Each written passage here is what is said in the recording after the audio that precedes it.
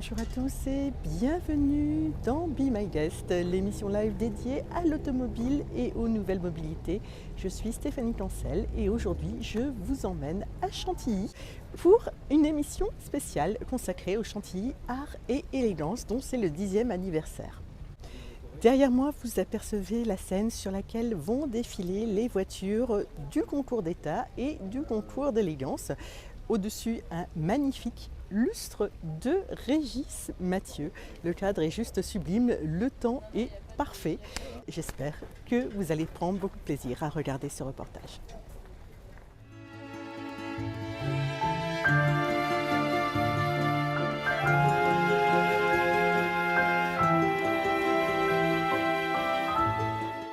Chantilly Art et Élégance a voulu rendre hommage, pour notre plus grand plaisir, à la Bugatti T35, dont on fête les 100 ans cette année et les plus de 2000 podiums en course.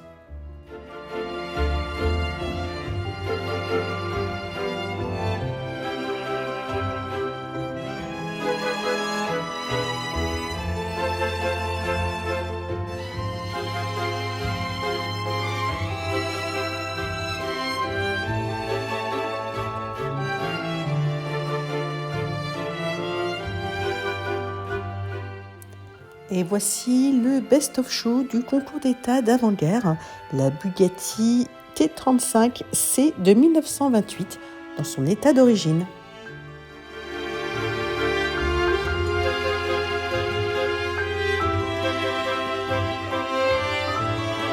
Ici, c'est un Mercedes 300 SL.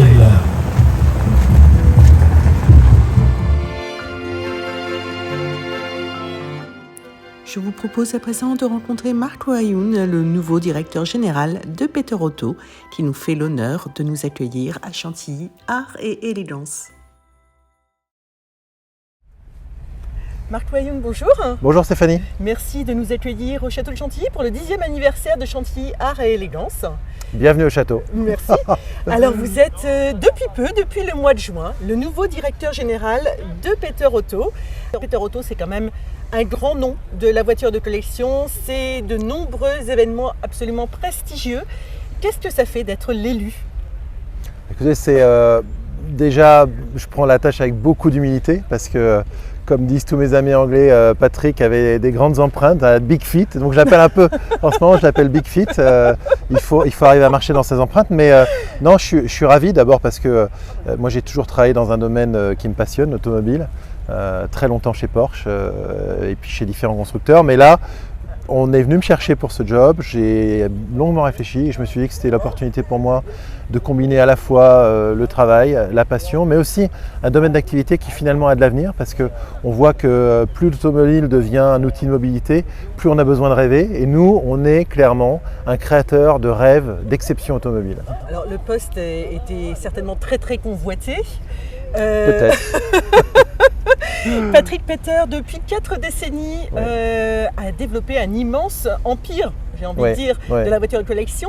Comment vous pensez imprimer votre empreinte sur Peter Auto ? Alors, j'irais déjà en marchant dans ses traces. C'est-à-dire que Patrick a créé quelque chose d'incroyable, des véritables marques comme le Mans Classique, comme le Tour Auto, comme le Rallye des Princesses. Donc ce sont des marques qu'on veut continuer à faire évoluer, à faire vivre. Il y a également quelque chose qu'on connaît un petit peu moins mais qui a énormément de succès, c'est le championnat Historic Racing qui fait courir absolument tous les véhicules qui ont marqué le sport automobile depuis les années 50 jusqu'aux années 90-2000. Ça c'est un championnat qui fonctionne toute l'année avec plus de 350 concurrents sur la piste et des voitures absolument merveilleuses. Donc ça fonctionne très très bien.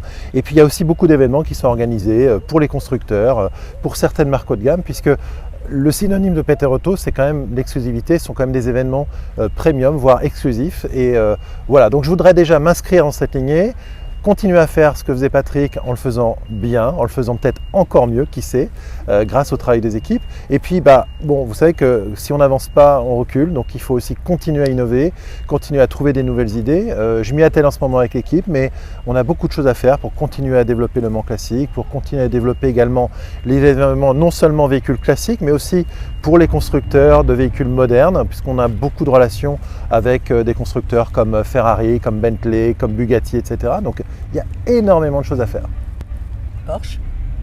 Porsche, alors moi j'étais... Alors voilà, oui. on va venir sur votre parcours quand même. Vous n'êtes pas un inconnu dans le monde de l'automobile, loin de là. Non. Vous êtes un spécialiste de la voiture de luxe. Oui. Vous avez passé 10 ans chez Mercedes, Oui, 16 vous êtes bien renseigné. 16 ans chez Porsche, Oui. 2 ans chez Audi récemment. Porsche, c'était un rêve de gosse déjà à la base.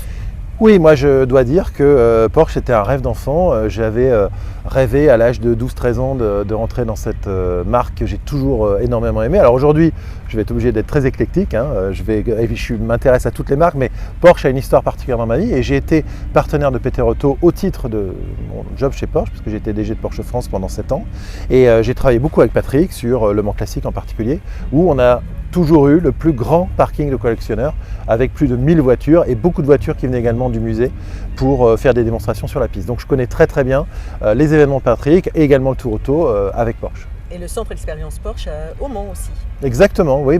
En fait, tout ça est un peu lié parce que c'est Pierre Fillon qui m'a donné un coup de fil pour me dire tiens, tu devrais réfléchir à prendre la suite de Patrick Péter. Au début, je n'y ai pas du tout cru. J'étais sur mon rail chez les constructeurs. De faire l'événementiel? Ah si l'événementiel oui. Bon, j'avais déjà eu des discussions avec Pierre Fillon, mais non, prendre la suite de Patrick au départ, je n'aurais pas imaginé parce que personne n'imaginait un jour que Patrick, quand on crée quelque chose de mythique, on a l'impression que le fondateur est là pour toujours, mais Patrick a décidé, après plus de 40 ans, comme vous l'avez dit, de cette fabuleuse aventure de peut-être de faire maintenant nos événements en tant que concurrents et de se reposer un peu. Donc voilà, je suis là pour assurer la suite.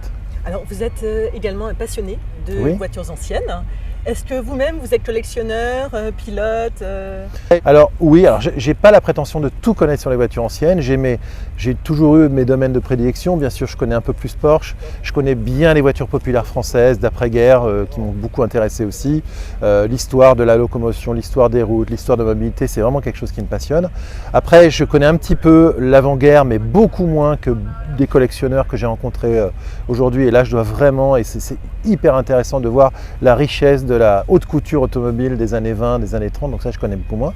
Et je connais un petit peu le sport automobile, mais là encore j'ai énormément à apprendre, donc je prends ça encore une fois avec beaucoup d'humilité et surtout une soif d'apprendre. Alors les événements de Peter Otto sont nombreux, vous les avez nommés tout à l'heure. Est-ce qu'il y en a un qui est votre préféré? Je crois que, alors moi mon préféré c'est forcément le Mans Classique parce que le Mans Classique pour moi c'est le plus emblématique. C'est le plus emblématique, c'est aussi une aventure professionnelle pour moi parce que j'ai très vite été avec Porsche France au Mans Classique dès la 2e édition ou la 3e, enfin à titre personnel dès la 2e édition, ensuite toutes les éditions d'après j'y étais au titre de Porsche France. Et puis le Mans Classique c'est quelque chose d'unique, c'est vraiment un musée à ciel ouvert, on voit courir les voitures toute la nuit, donc moi j'y ai passé beaucoup de temps, j'y ai passé des nuits entières, soit au virage d'Indianapolis, soit dans les paddocks. Donc pour moi c'est vraiment un des événements les plus emblématiques de ce que Patrick a réussi à faire, effectivement. Alors Chantilly, art et élégance, ce sont plus de 800 voitures, ce sont 3 concours, plus de 20 000 visiteurs. Oui. Ici sont réunis parmi les voitures les plus exceptionnelles au monde. Absolument. Quel est votre top 3? Ça je peux pas encore vous le dire. Mais vous faites partie du jury. Oui, non, moi je fais partie du comité de sélection. Donc le jury va d'ailleurs dans très peu de temps venir nous voir pour nous proposer ses best of show. Mais non, ce que je peux vous dire, c'est qu'on a un plateau absolument exceptionnel de voitures. Alors moi j'ai une catégorie que j'aime beaucoup, ce sont les voitures en état d'origine. Donc on a 2 catégories de voitures en état d'origine, avant-guerre, après-guerre.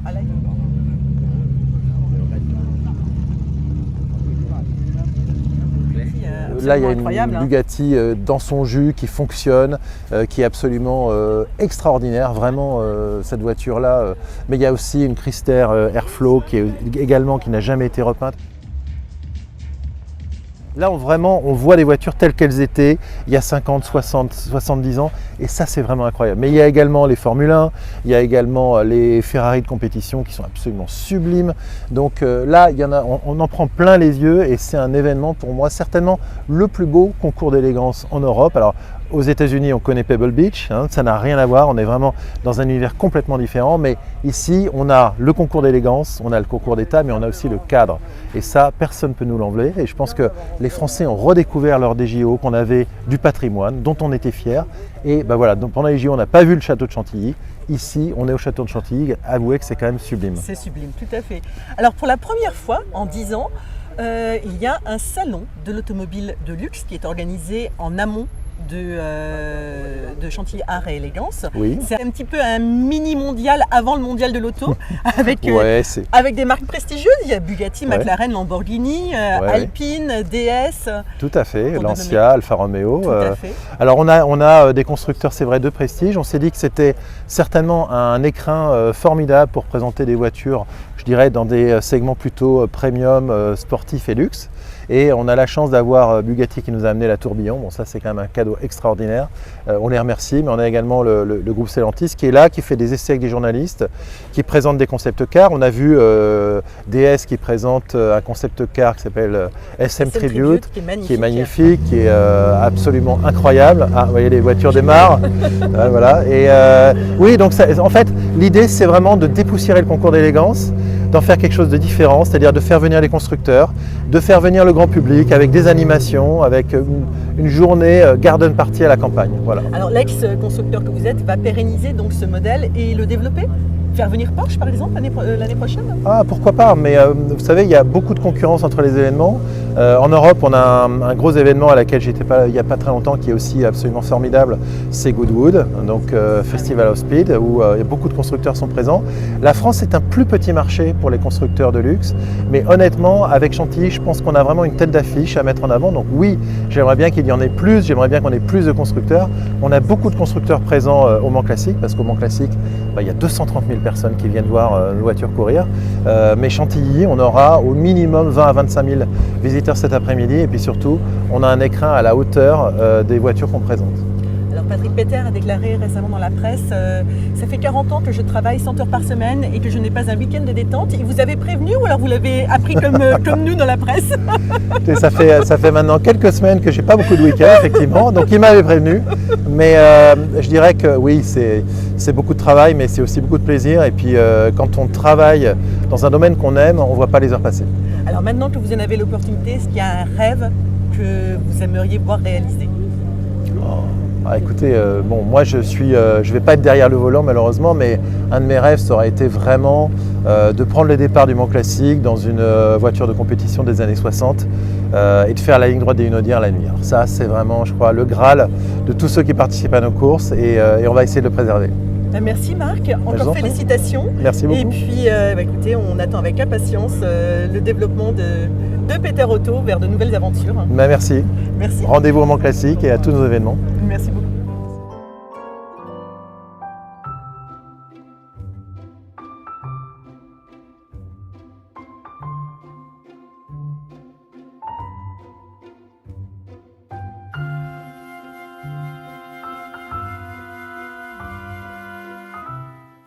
Pour le concours d'État, ce sont des jurys internationaux qui ont eu la lourde tâche de départager plus de 80 voitures exceptionnelles réparties en 15 catégories. Entrées en ligne de compte, par exemple la rareté, l'histoire, l'état de conservation et d'entretien.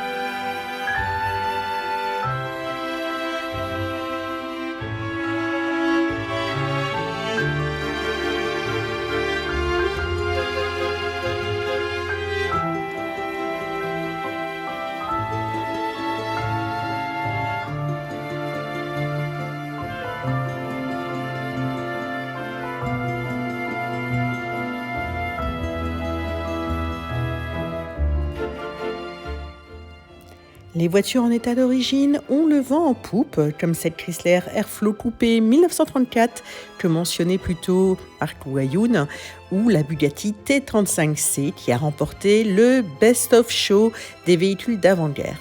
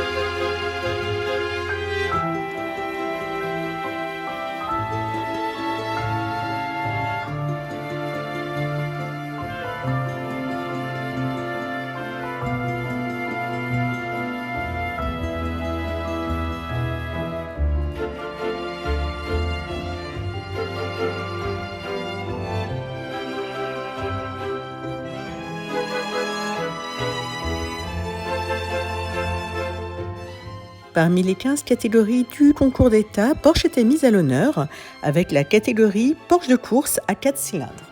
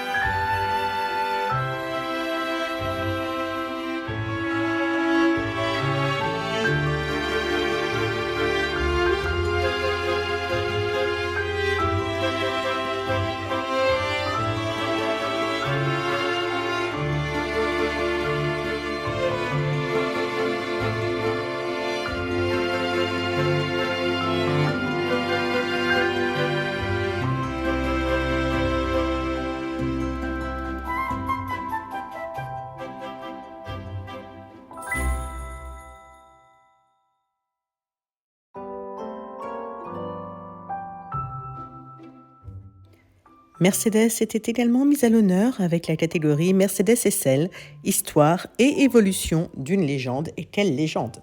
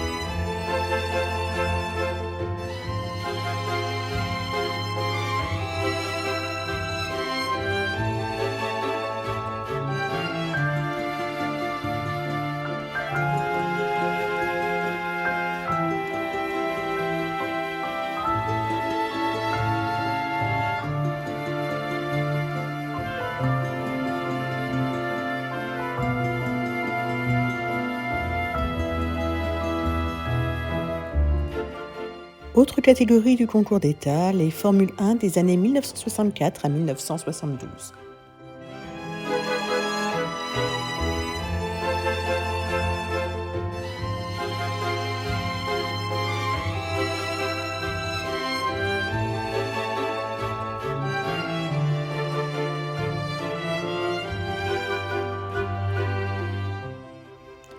Pour la première fois, Chantilly Art et Élégance présentait une classe spéciale moto dédiée au BMW Boxer, l'histoire et l'évolution d'un moteur centenaire.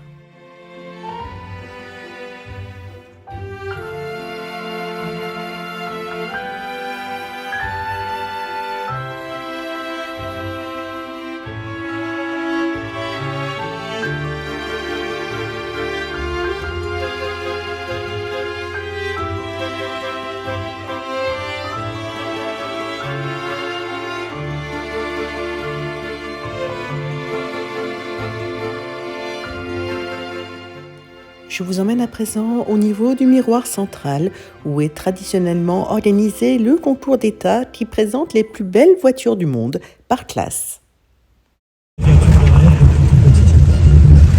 C'est le moins qu'on puisse dire. Alors, on verra cette esthétique, cette élégance. C'est tout simplement le thème majeur de cette catégorie. C'est un Mercedes 300 SL. Après la Noah, elle s'est particulièrement distinguée. On va directement accueillir la voiture lauréate ici sur le podium. Et j'aimerais accueillir Alessandro Farmeschi, Lamborghini Global After Sale Director and Head of Polo Storico, sur ce podium. Bon, je vais peut-être essayer de modifier cette Lamborghini. On voit des variations sur le thème de la Côte.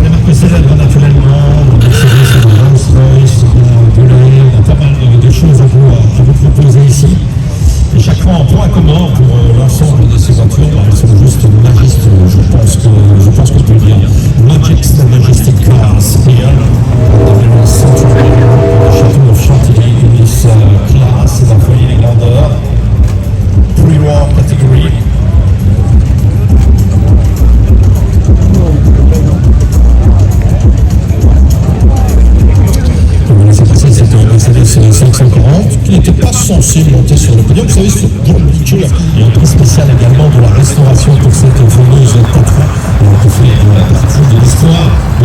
Peut-être un peu moins connu que les marques traditionnelles. Regarde, c'est une exceptionnelle qui passe devant nous maintenant. Quand on vous parle de folie des grandeurs, il est assez original avec des Porsche à concéder.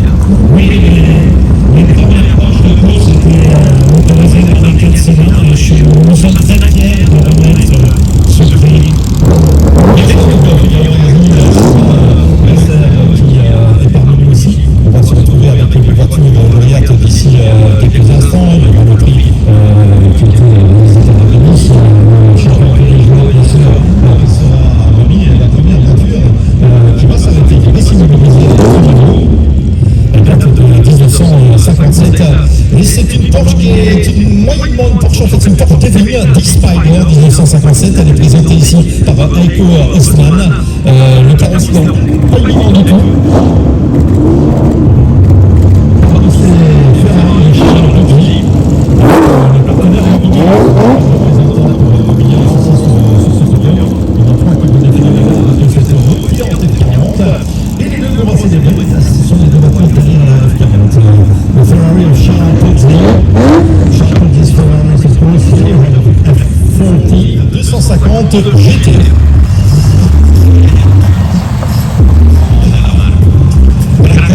Vous avez pu rappeler. 11e place, si vous voulez bien, avec l'histoire de Lancia en rallye 1951-1993, précisément 40 ans d'histoire avec ces machines plus exceptionnelles les unes que les autres. Et c'est Lancia qui bien sûr le partenaire, et je vais accueillir M. Charles Fuster, Head of Marketing and Communication de Lancia, que l'on retrouve ici. M. Fuster, qui se voir, c'est toute l'histoire de l'automobile de compétition et de rallye qui défile. Bonjour à toutes et bonjour à tous. C'est un plaisir d'être ici pour vous présenter des voitures qui ont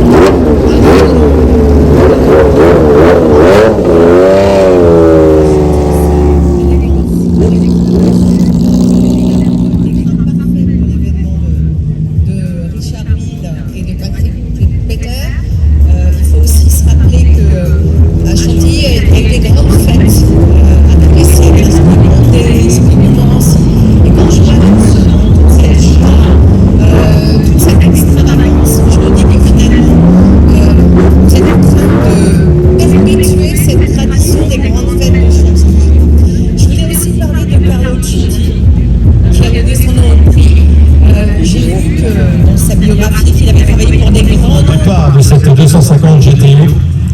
Et Dylan Cher, bien évidemment, donc les maisons uniques, effectivement. Ce sont des vignes, ce sont des factories, bien évidemment, ces voitures.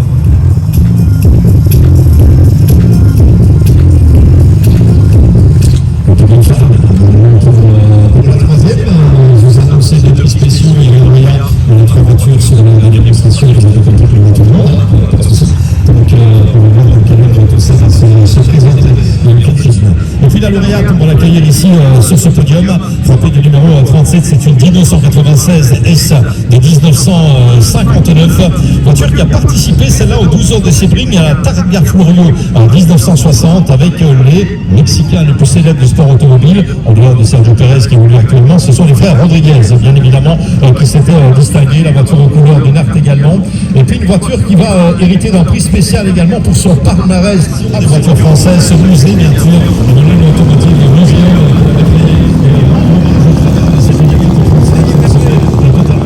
logique, évidemment. Alors, 27 ici de collection privée, donc on va essayer de mettre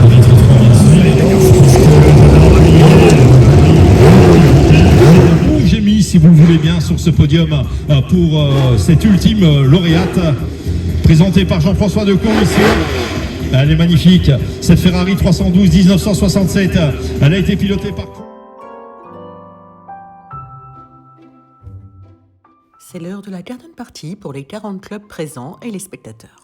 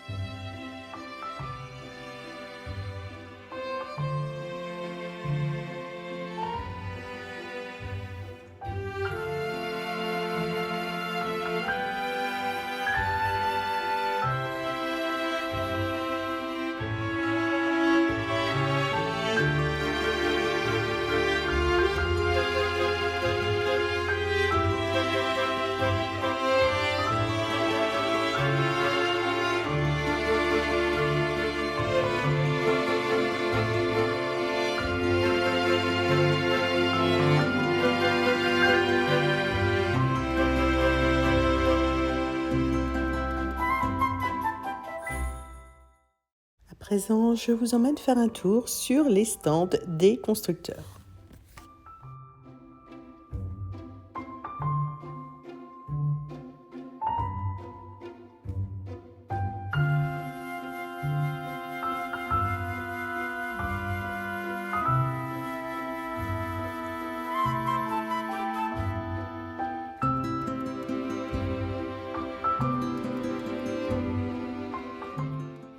Sur le stand de DS Automobile, on découvre un très beau projet, la SM Tribute, un hommage à la Citroën SM qui concourt au concours d'élégance dans la catégorie Concept Car.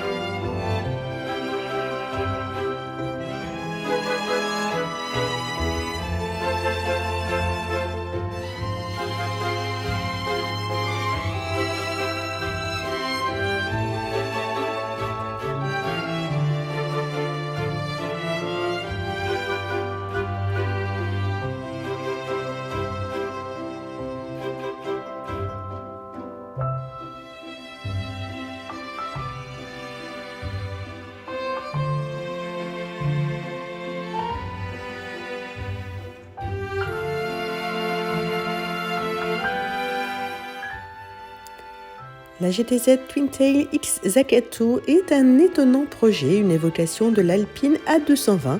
Il suffit de 2 minutes pour démonter la queue du véhicule. C'est le fruit de la collaboration entre une entreprise polonaise, la Squadra, et le bureau de design Zagato. Seulement 19 véhicules seront produits, 14 sont déjà vendus pour un prix à l'unité de 650 000 €.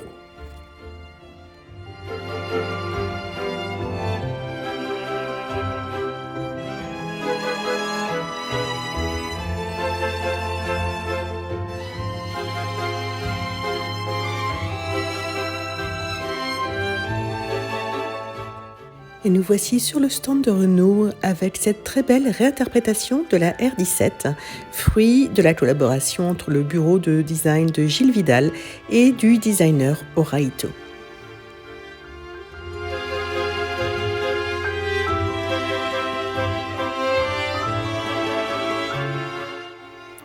Sandip Bambra, designer en chef des concept cars chez Renault, nous en dit plus sur cette collaboration.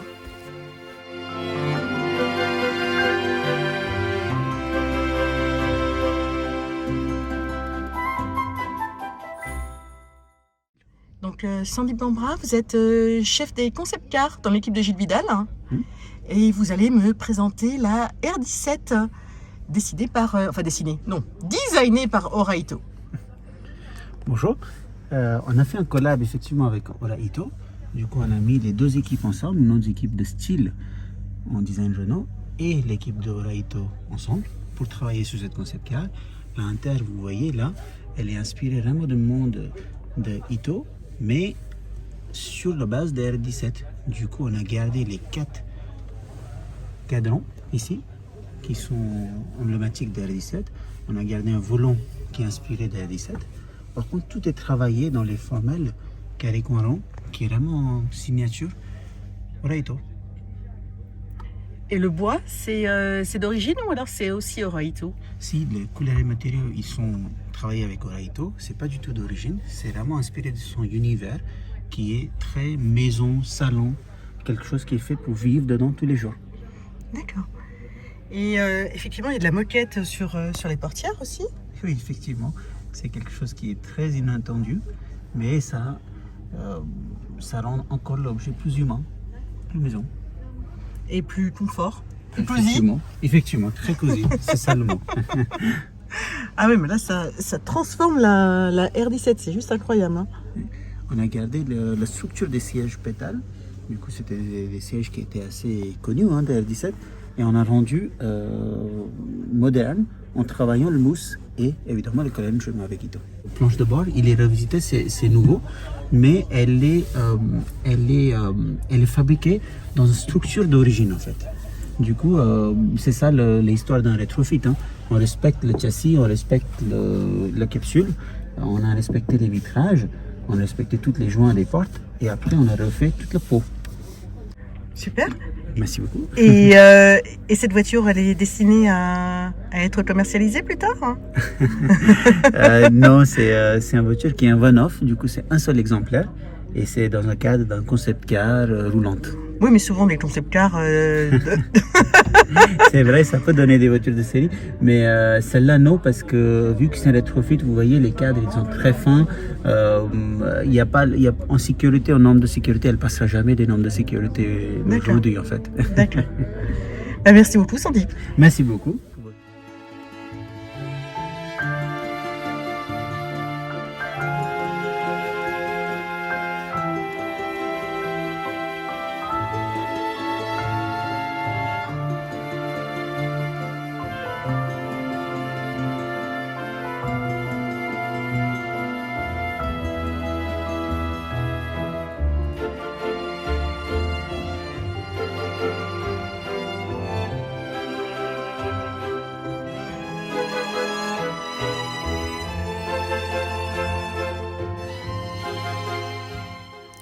Place au concours d'élégance, une des spécificités de Chantilly, qui met à l'honneur l'automobile de demain sublimée par une création de haute couture.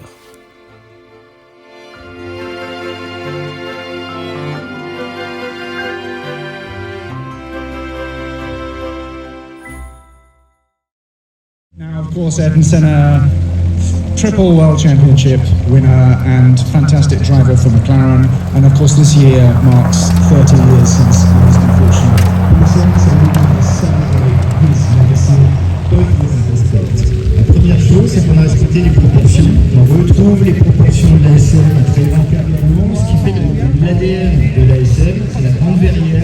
De la Renault 17, et lorsqu'on décide de confier un tel projet, on ne peut pas se louper. La voiture doit ressembler à une Renault 17 et quelque part ne doit plus tout à fait ressembler à une Renault 17 non plus. C'est compliqué ça. Oui, effectivement. Ça, c'est exactement l'équilibre à trouver qui est assez compliqué. On a préservé l'âme de cette voiture, la RD17. Du château de Chantilly. Alors là, 33 Stradale, c'est quoi? C'est un concept car, c'est une pré-série, c'est presque une série. Où est-ce qu'on en est avec cette voiture? Bonjour à tous. La 33 Stradale, c'est en fait un pré-série parce que ce que vous voyez là, c'est le modèle du design qui a servi à communiquer le design définitif avec les 33 clients de cette voiture. Mais on a démarré la production et on a pu voir la première vraie voiture la semaine dernière à Balocco, dans notre circuit près de Turin, conduite par Valtteri Bottas, notre pilote testeur.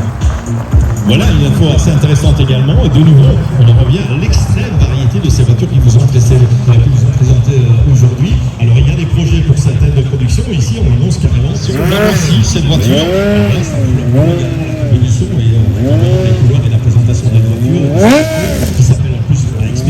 Et tout n'est pas permis. Alors Quartus, c'est quoi? C'est un constructeur automobile français. On est en train de développer notre propre voiture. On fait tout nous-mêmes de A à Z, le châssis, la carrosserie, on redesign le moteur complètement. Et donc c'est un produit 100% français. Entre guillemets, on est en train de réindustrialiser l'automobile en France. Ce qui est pas mal, bien évidemment. Alors, on a vu avec les véhicules précédents, certains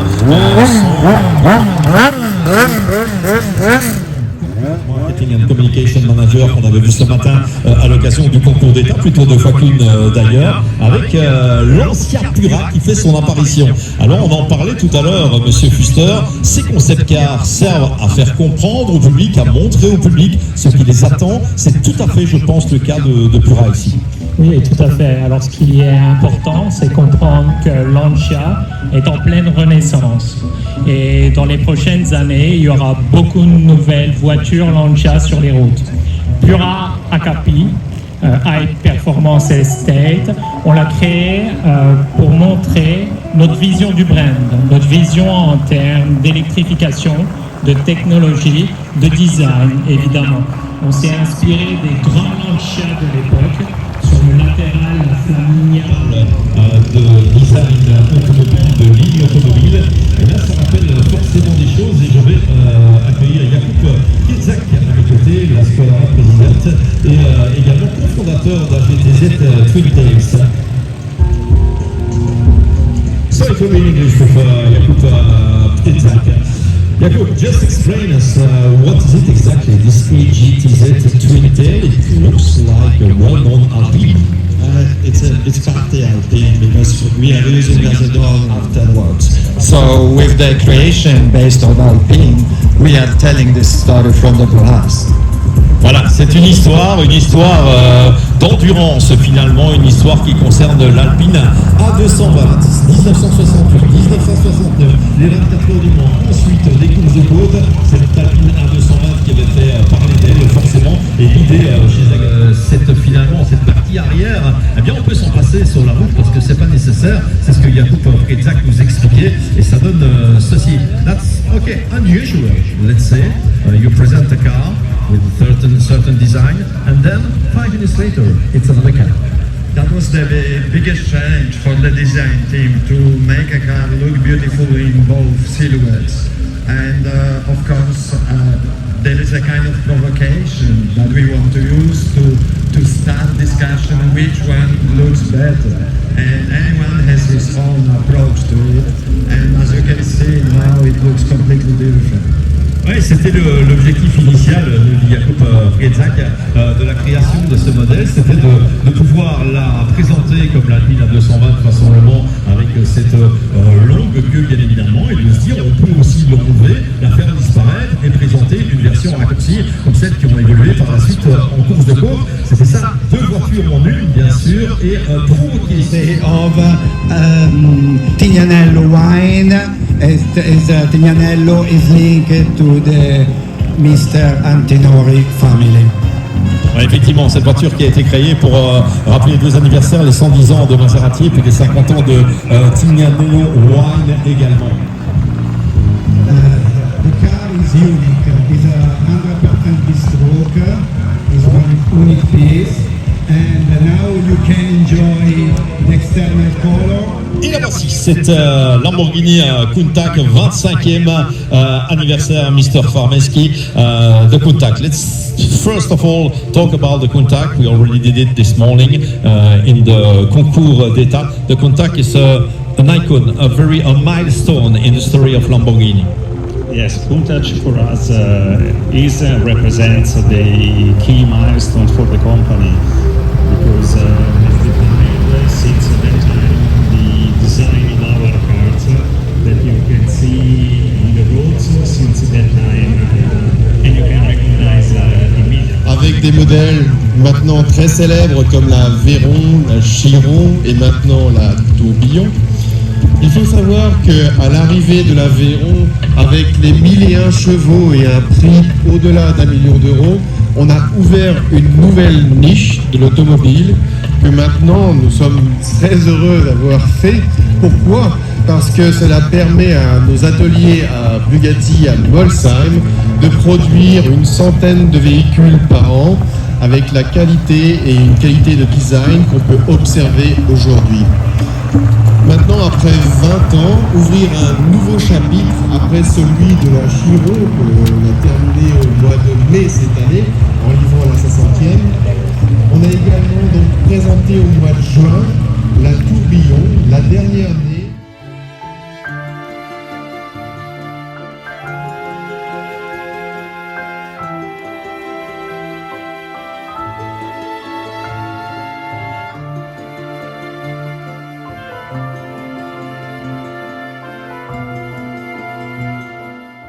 C'est une très belle journée qui s'achève, mais c'est aussi une édition de tous les records avec plus de 1000 voitures participantes et plus de 28 000 spectateurs.